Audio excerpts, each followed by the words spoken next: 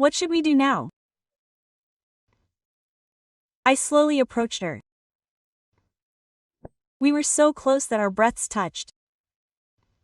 And between us, the heat grew. And it wasn't just the heat that was growing. And in the end, we had surpassed that one moment. Even the word, kinky, couldn't stop everything in that moment. The moment our lips touched, it was as if all the sounds in the world had disappeared. Hello. This is a story from the heart. Ladies and gentlemen, if a father who had lost his son and his son's wife gradually grew closer amidst their mutual loss and loneliness, would that be a sin? Or would it be a new union? Today, I will share with you a forbidden story that is difficult to talk about. It was a rainy day. The old temple in the village was lined with rows of spicy umbrellas. The smoke from the previous day and the scent of flowers mixed together, and even the air seemed to be oppressive. My son he-she was lying in the middle, and a woman knelt before him, her face completely white. Tears flowed endlessly. She was my son's wife. In other words, it was my dream. Father-in-law, how am I supposed to live from now on? Sachi's voice trembled, as if it was about to break. The moment I heard those words, my heart felt as if it was going to be torn in half. I was crying too, but Yukie's tears were more deeply engraved in my heart than mine. After the funeral, the only people left were me and Sachi. The house was still quiet. It was as if the whole house was crying together, knowing that their son was gone.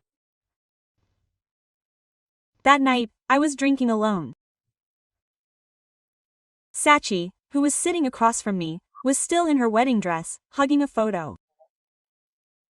Father-in-law, this house is so quiet. Sachi's voice shook. Before I knew it, the answer came out to me. It's not quiet. It's empty. We both turned our heads at the same time. In that empty conversation, we could only hear the sound of each other's hearts beating louder. It was late at night, just like any other day. I was drinking water in the kitchen, unable to sleep. Then I heard a sobbing voice coming from Sachi's room. It seemed like it would stop, but it seemed like it would cut off. But then the voices continued again. Yuki was still on her knees, her face buried in the tatami mat. Her shoulders were shaking, and her fingertips were cold and stiff. Are you okay? Before I knew it, I had reached out. Sachi looked up. Her eyes were clear, and something she had been holding back had suddenly collapsed on her face. I was scared. I couldn't sleep. When I closed my eyes, the scenes from that day came to mind. The tip of the snowflake was small, but it sounded like a roar to my ears. In an instant, I impulsively grabbed Yuki's hand. Yuki's hand was as cold as ice. But the way my hand was pulled out seemed to stop her trembling little by little. And at that moment, emotions that had been bound up for so long stirred within me. From that day on, we supported each other without words. In the mornings, we ate together, and in the evenings, we turned on the TV in the same room, but no one looked at the screen. Instead, we were able to get by with just the fact that we were living in the same space. Then, suddenly, the power went out. The house was plunged into pitch darkness. The sound of the typhoon's rain was pouring down violently from outside. Yoshi-san, I'm so scared. Yukie was shivering. I quickly put on my pocket watch. Yukie's face emerged in the white light. Her moist eyes, trembling lips, and shaking posture, and for an instant our gazes met. Sadness, fear, and some kind of indescribable passion.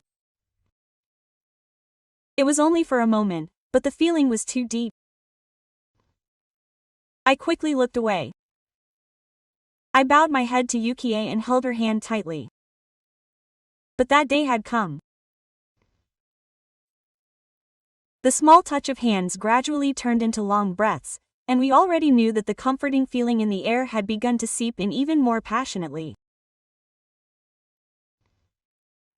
That these feelings were not simple.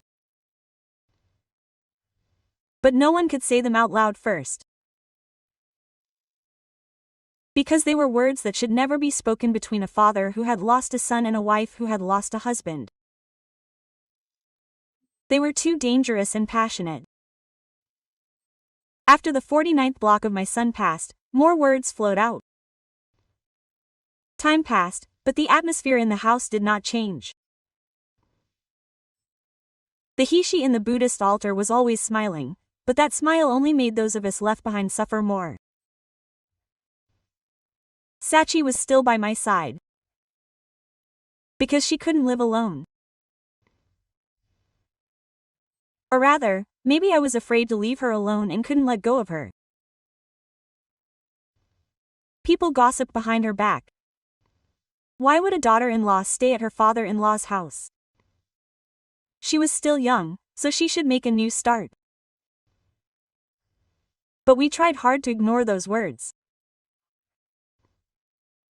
We couldn't bear it without each other. It was a Saturday evening.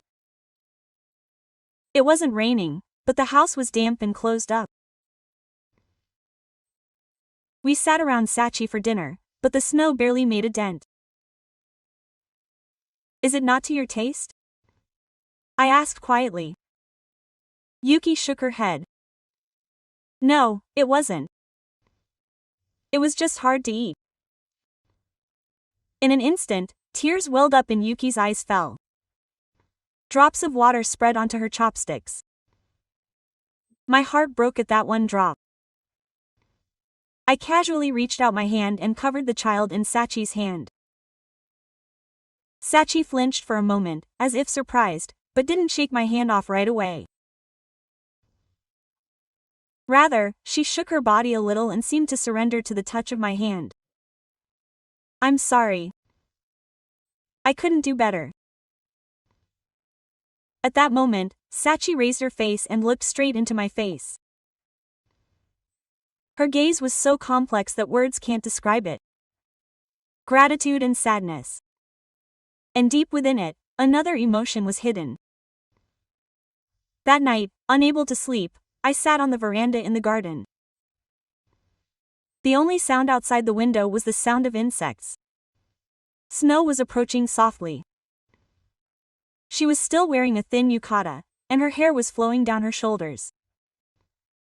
Oyoshi-san, are you having trouble sleeping? I made a sound that I couldn't tell if it was a laugh or a sigh. The sound of my crying still echoes in her ears. Sachi stopped for a moment and slowly sat down next to me.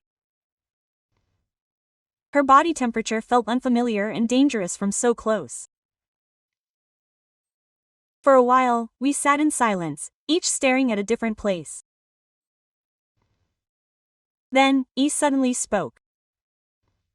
When is the hardest time for you, Oyoshi? I thought for a while before answering.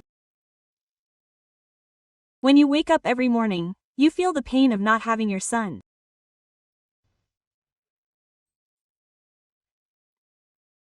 Yukie nodded and said, so do I. I still can't believe that the door next to me is open when I wake up.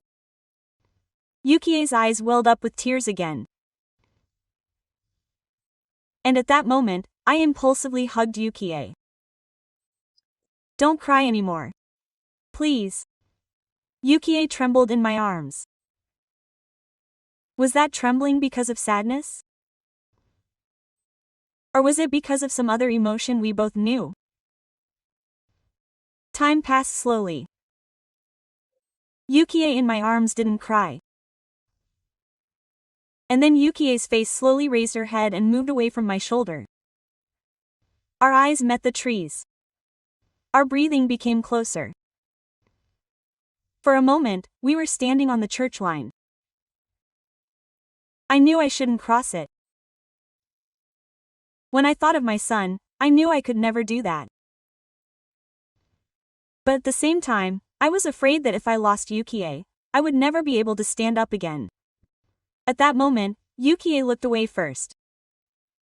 I'm sorry. I'm going back to my room. Yuki quickly got up and entered the room. Through the gap in the closed door, I saw Yuki's gaze. That gaze was an indescribable vortex of fear and sarcasm. And that night, I couldn't sleep either. I kept imagining how Yukie must have felt as she lay there on the other side of the door. We already knew that these feelings were not simply a matter of ignorance. But none of us had yet mustered the courage to go beyond that. But a premonition slowly but surely grew that perhaps someday, very soon, we would cross that line.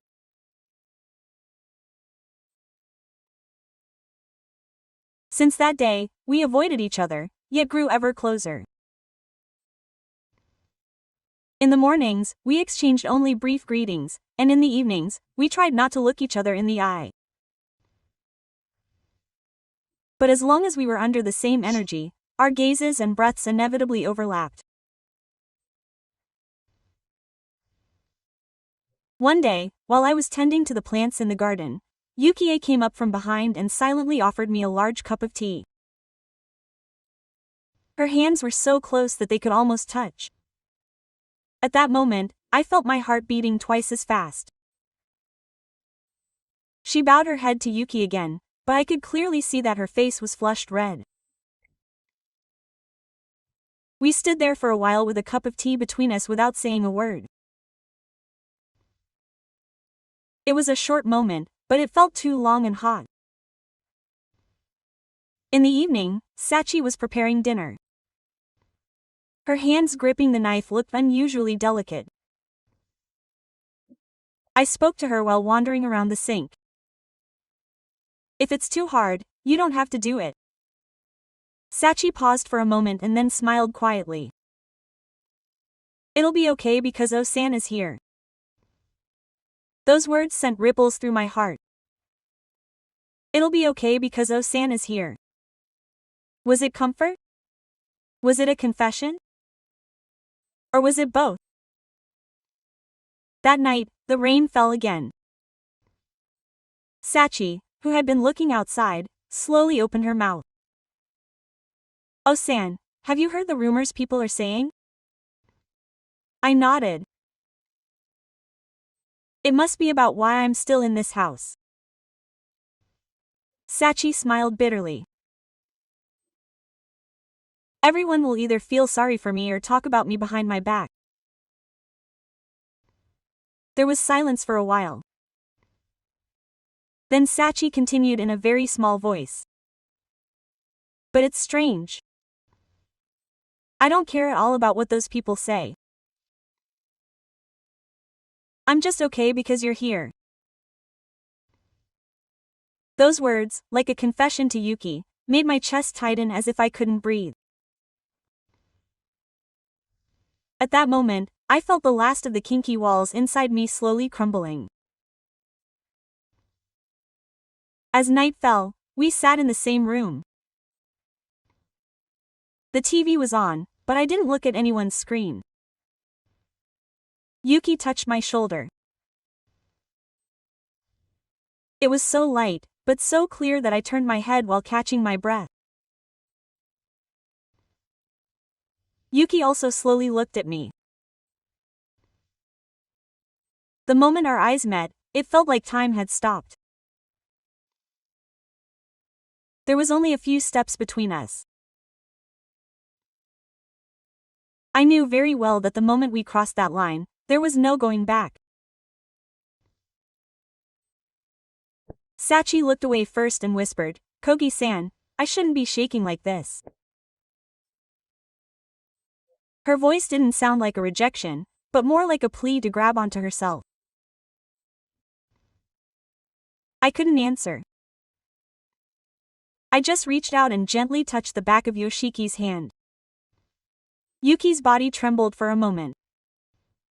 But she didn't shake my hand off. Rather, she seemed to hold on tighter. That night we didn't cross the line. But our hearts had already crossed it. Our bodies had stopped, but our hearts were already racing towards each other. And then I knew that there would be no more. I knew that losing E would mean losing a son twice. We were bound by the fact that we could no longer hide the feelings hidden behind the name Kafusan.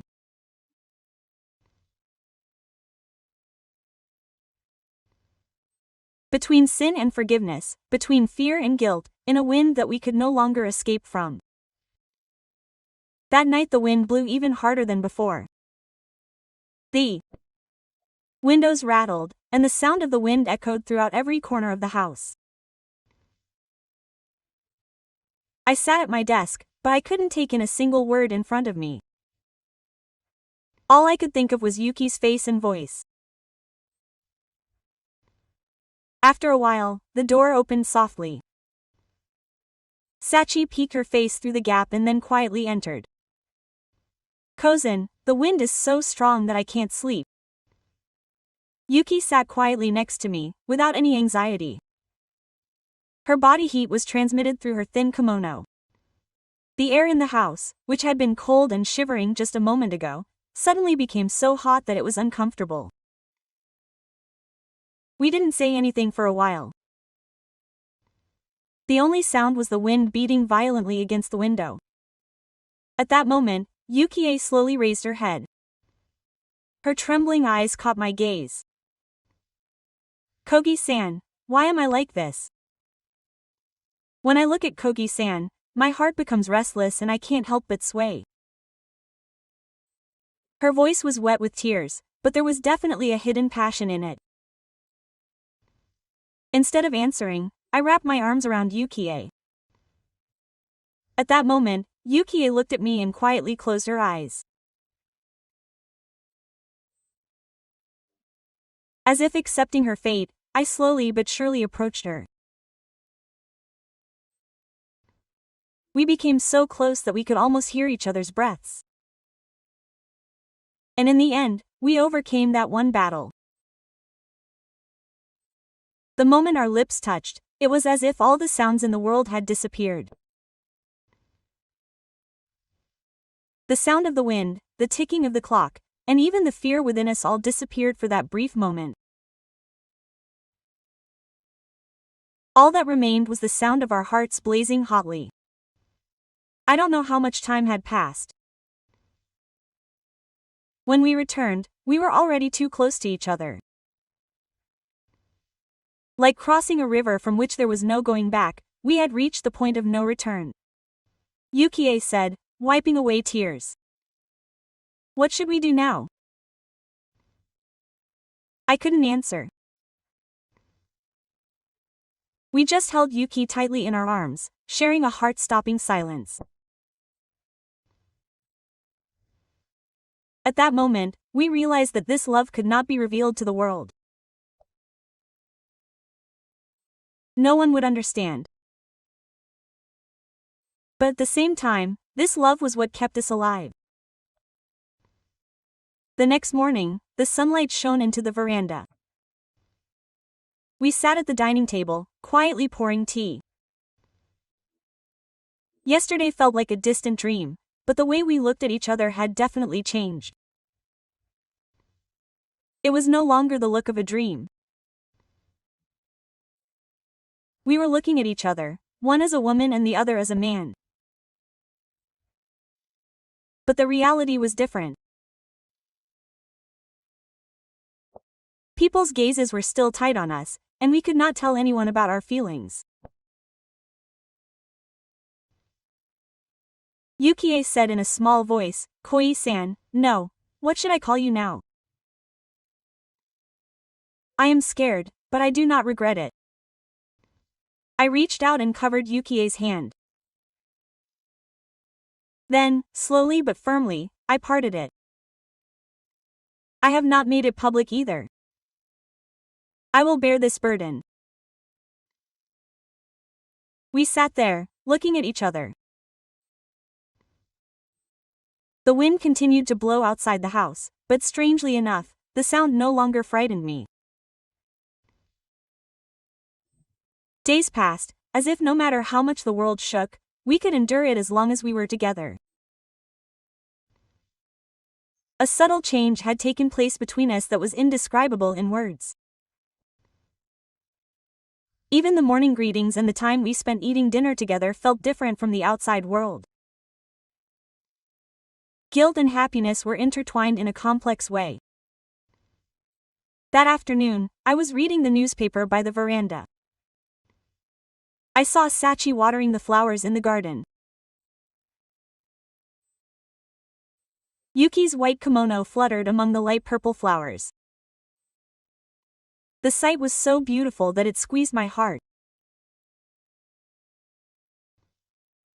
Yuki turned and looked at me. There was no more doubt in her feelings. It was a warm and deep feeling of looking at someone you love. Thank you for your hard work. Sachi approached me gently and offered me some cold tea. The moment our hands touched, an electric sensation ran through me. There was no longer any need to avoid each other. Now that we had crossed the forbidden line, we were able to be more honest. That night, we sat side by side on the veranda in the garden. The summer night breeze was pleasant, and the sound of insects quietly echoed. The piercing light illuminated Yukie's profile. Ogi-san. Sachi opened her mouth quietly. What would people say about us? I took Yukie's hand. It was a natural action that could not be stopped. It did not matter what they said. What was important was that we did not lose each other. Sachi squeezed my hand back. Thinking of he/she made my heart ache. But at the same time, I wondered. If he/she were watching, would she want us to die alone? I looked at Sachi. Those words were a justification for our relationship. But at the same time, they were also the truth from the heart. He/she was a kind child. I am sure he would wish for our happiness. Tears glistened in Yukie's eyes. Thank you. With those words, we spent a long time holding hands that night.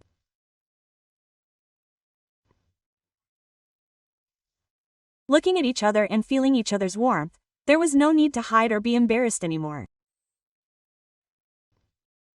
We loved each other. That was the most important fact. But the next day, reality awaited us. The gazes of the neighbors were poisonous. When we were shopping at the market, I heard whispers behind Yukie. You're still in that house, aren't you? It doesn't feel strange to be alone with your stepfather. Yukie's shoulders trembled slightly. I gently placed my hand on Yukie's. Don't worry. What we know is all there is. But the pressure of society was stronger than we thought. One day, our aunt came to visit us unexpectedly. Yukie-chan, isn't it time for you to become independent? You can't keep being so lenient with your stepfather forever. Yukie's face turned pale at those words. I stood up and said it clearly. Yukie is family.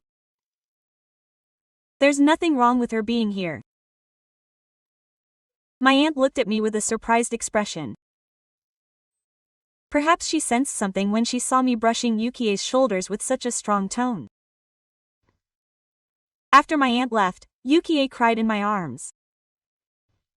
Everyone tried to separate us. I gently stroked Yukie's god. No one can separate us.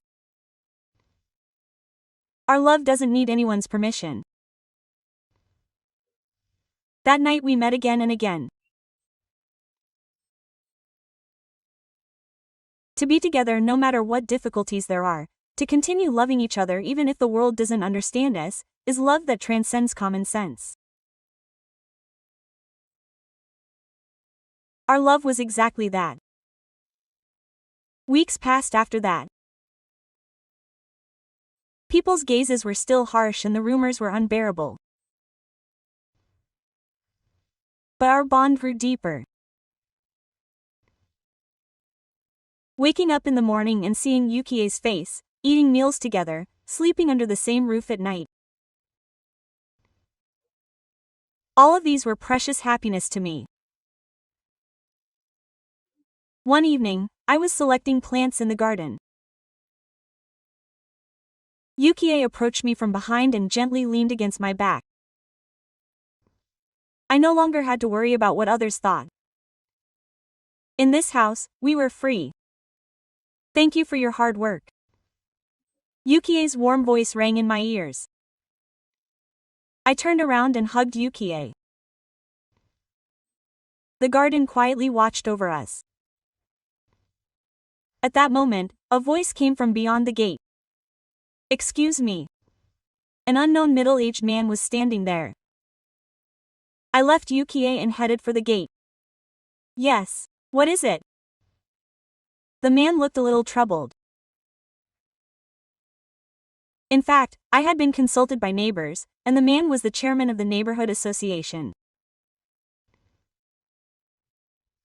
According to him, the neighbors were concerned about our relationship. Wouldn't it be better to avoid a situation that could lead to misunderstandings? I answered quietly but clearly. We haven't done anything wrong. Yukie is my family. Nothing more, nothing less. The chairman went home with a troubled expression. But we knew. This was just the beginning. That night, Yukie clung to me, feeling anxious. Father-in-law, aren't I causing you trouble by being here? I cupped Yukie's face in my old hands. Don't ever say you're a nuisance again. You are my reason for living. Tears welled up in Yukie's eyes. But what will become of us if we continue like this? I lightly kissed Yukie's lips. It doesn't matter what happens. What's important is that we're together at this moment. But the reality was harsher. The next day, an anonymous letter was in the mailbox. Shame on you. The moment I saw that message written in a stern tone, my anger exploded. Who did this? Yukie looked up at the letter and raised her head. Maybe it would be better if I left after all. I tore up the letter and threw it away. Absolutely not. I'd rather leave this town than lose you. Let's start somewhere new, just the two of us. Sachi looked at me with a surprised expression. Would you really do that? I held Sachi's hand tightly.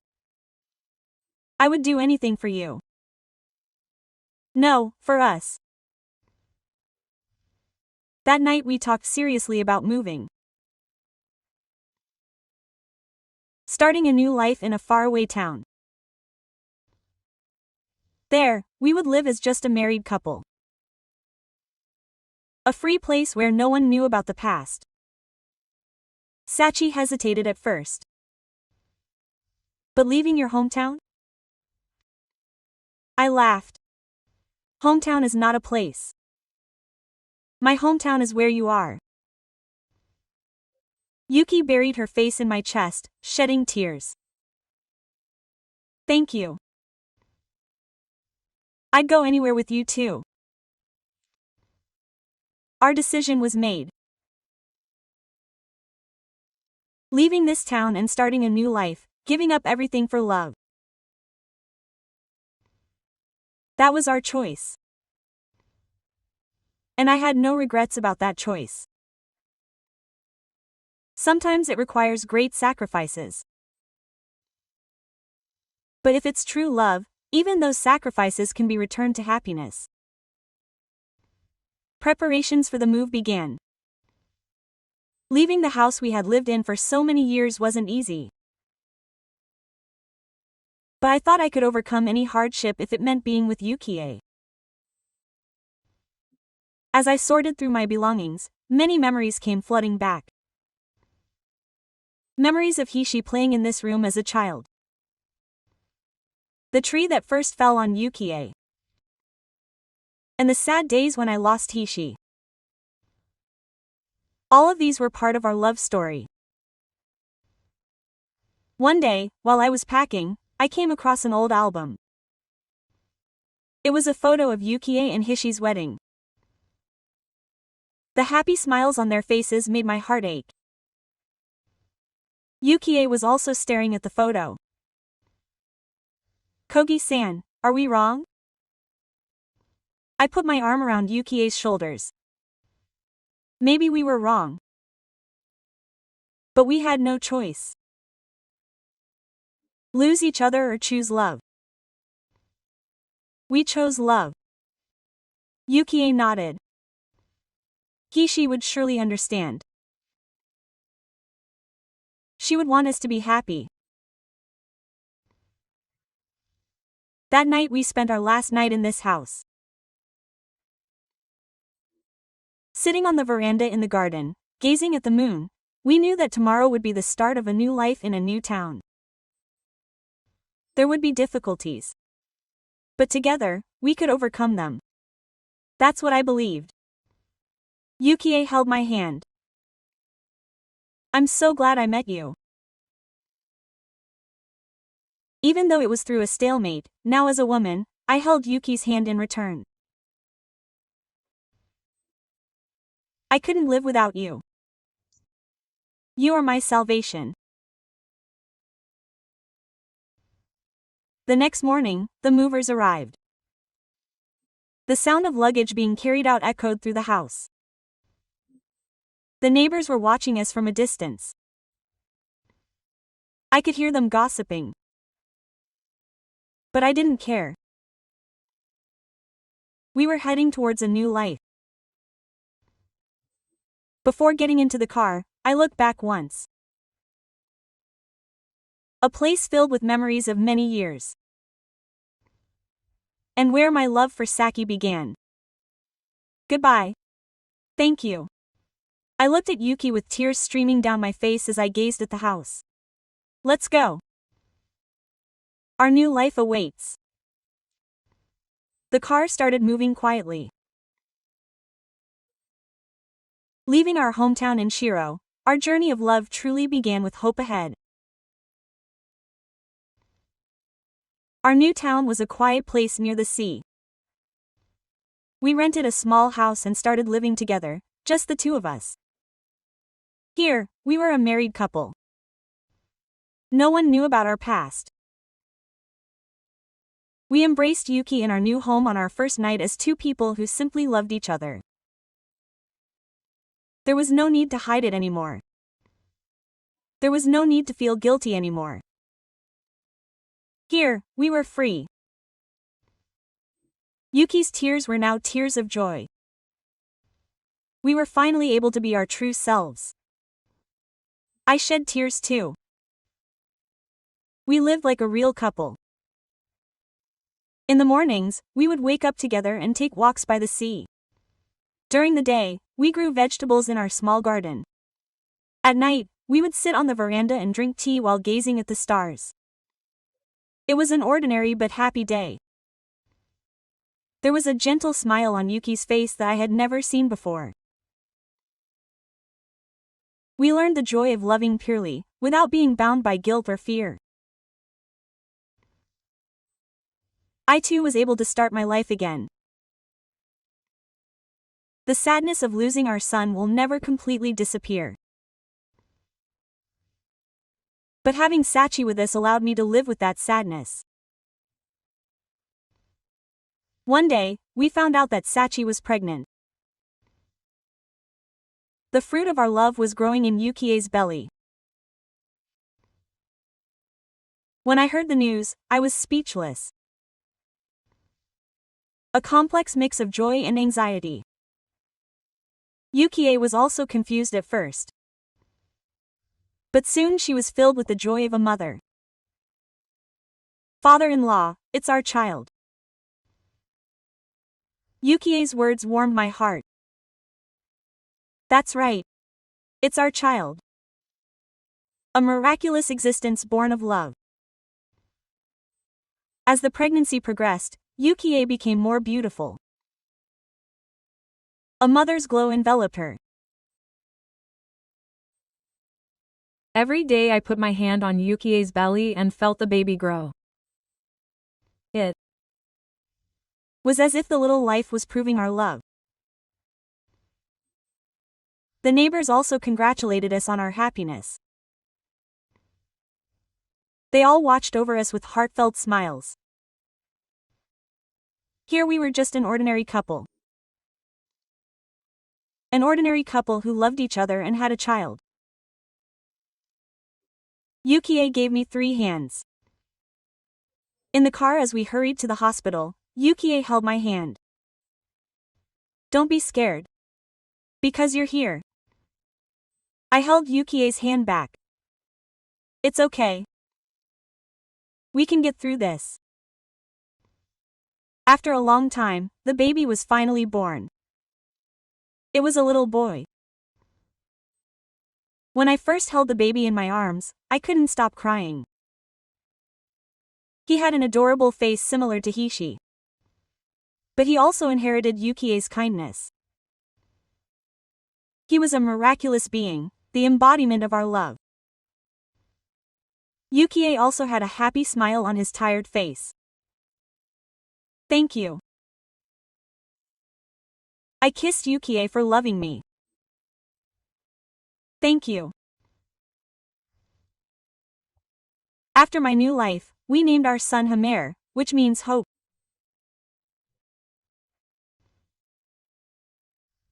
With our hopes and wishes for the future in mind, he grew up quickly. Yukie became a wonderful mother. I too learned the joy of being a father again. We were able to overcome the sadness of the past and build new happiness. Sometimes I think back to our previous life. I have no regrets about Hino or the time we lost. The path we chose was never a mistake. Love sometimes goes beyond the norms of society. But true love can justify it. That was exactly what our love was. Now we are happy. We are living a new life together with Hamer. We spend our days filled with love in a small house near the sea. This is our story. This is a story that began with forbidden love and ended with true happiness. It's a story that teaches us the courage to love. If you too encounter true love, please have courage. Don't be afraid of what the world thinks and follow the voice of your heart. True love will surely open the way for you. That's all for today's story. Thank you for listening until the end.